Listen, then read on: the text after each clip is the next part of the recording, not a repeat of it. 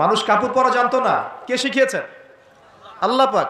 এমনকি কিভাবে কাপড় পরিধান করতে হবে, কিভাবে চাষবাস করতে হবে, কিভাবে এই পৃথিবীতে বেঁচে থাকতে হবে, এগুলো আল্লাহ রাব্বুল আলামিন জিবরাইল আলাইহিস সালামের মারফতে শিখিয়েছেন। আল্লাহ পাক পোশাক নাজিল করেছেন। শুরুতে মানুষ গাছের ছালপাতা পরে থাকতো না, এগুলো মিথ্যা কথা। আল্লাহ রাব্বুল আলামিন আসমান থেকে পোশাক নাজিল করেছেন প্রথম। জিবরাইল আলাইহিস সালাম শিখিয়েছেন কিভাবে সুতা বুনতে হয়, কিভাবে জমি চাষ করতে হয়, কোন কোন গাছ উপকারী, কোন কোন গাছ উপকারী নয়, কোনটা আমরা খেতে পারবো, কোনটা খেতে পারবো না, কোন প্রাণী আমাদের জন্য খাওয়া ভালো হবে, কোনটা খাওয়া ঠিক হবে না, আল্লাহ পাক ওহীর মাধ্যমে জানিয়েছেন। এগুলো আমরা জানতাম না, এগুলো আমরা জানতাম। এমনকি কোন গাছে ঔষধি গুণাগুণ আছে, এটা আদম আলাইহিস সালামকে কে জানিয়েছে?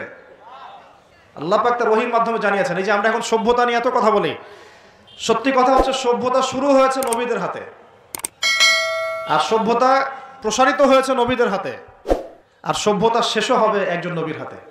সেই নবীর নাম কি? ঈসা আলাইহিস সালাম। Very good. সেই নবীর নাম কিন্তু ঈসা ইবনে মারইয়াম। তার হাতে সভ্যতা শেষ হবে। ওইটা লাস্ট একটা সভ্যতা পৃথিবী দেখবে অচিরেই সামনে।